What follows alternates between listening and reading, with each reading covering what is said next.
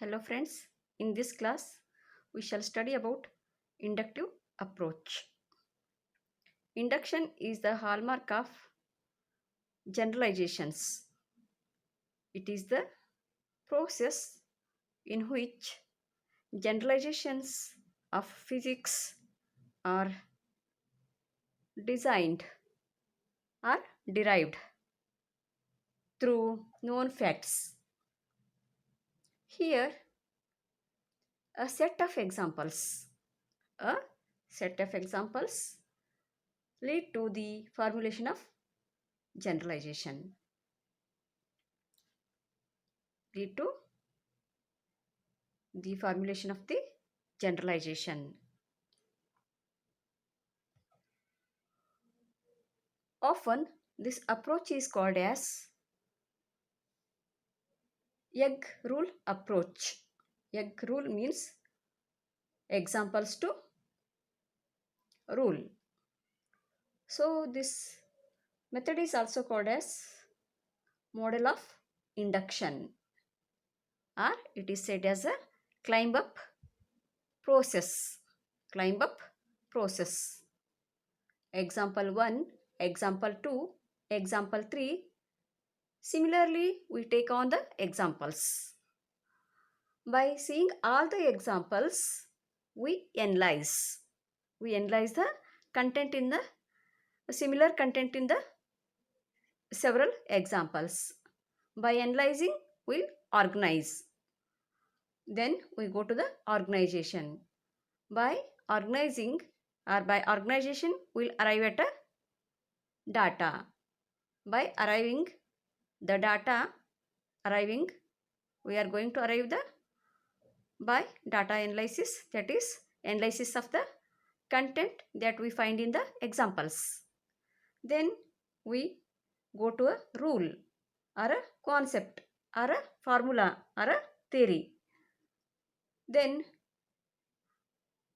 we form a rule or a theory or a concept. So we can say here as examples. From examples, we'll go to the procedure. Then we arrive at a rule.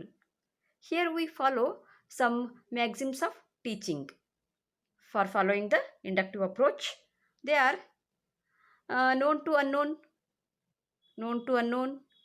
then simple to complex, then concrete to abstract, then specific to general. Like this type of maxims of teaching we are going to use. Steps in the inductive approach, they are, first of all, we are going to sense the problem through providing the examples. The next step is analyzing the situation. What kind of situation exists there, that we are going to see and observe. Analyzing the situation. Then organizing the information. What kind of information is there, that we are going to organize in a systematic manner. Next step is framing the solution. By analyzing the data, then we are going to organize in a systematic way. Then we are going to frame the solution. What kind of solution? We have to search. We have to arrive at that solution we are framing here. Then by framing a solution, we are arriving at a rule. After arriving a rule, we can form a rule or a definition or a statement or a law or a formula or a theory which is generally applicable and accepted by the others. What are the merits of this inductive approach? It is logical approach. Develops thinking. It develops the thinking and observation. It is psychological approach and provides more scope. It provides more scope for the students to participate. Then it is based on the actual observations. thinking and experimentation. Similarly, it helps in sustaining the interest of the students as it proceeds from known to unknown. It discourages the rote memory. It is not going to provide the scope for the rote learning or the rote memory. It helps in the development of scientific attitude. It develops the scientific attitude among the students. Similarly, learning becomes easy and permanent as the students are going to learn by their active participation in this approach. The learning will be meaningful. As the learning is meaningful, they will learn it on their own. Then they will form a rule or a formula or a statement or a concept.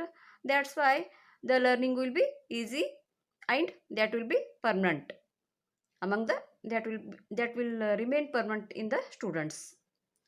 It develops the self confidence among the students. It helps the students to understand. It helps the students to understand the how to. It helps the teachers. How what is the level of the students? That is benefit of this method. It leads to the self study. Students will learn on their own and they will have the habit of self study. It helps the teacher to cater to the needs of all kinds of the students. Here teacher is going to have the knowledge of all kinds of students. Means it is going to give the priority for the individual differences among the students.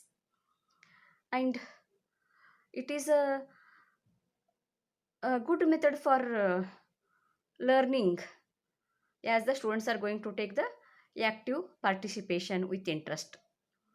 Through this method, the teacher may get the new information from the students as the students can become the innovative thinkers. Most oftenly, as it is going to develop the scientific attitude and scientific interest among the students, through this method, teacher can identify the future generation scientists. So inductive method is very useful for inducing the students to create the interest among the students uh, to teach a new fact or a phenomenon or a concept or a formula or a theory or a rule. As the name suggests, it is a egg rule method. From examples to we are formulating the rule. Thank you.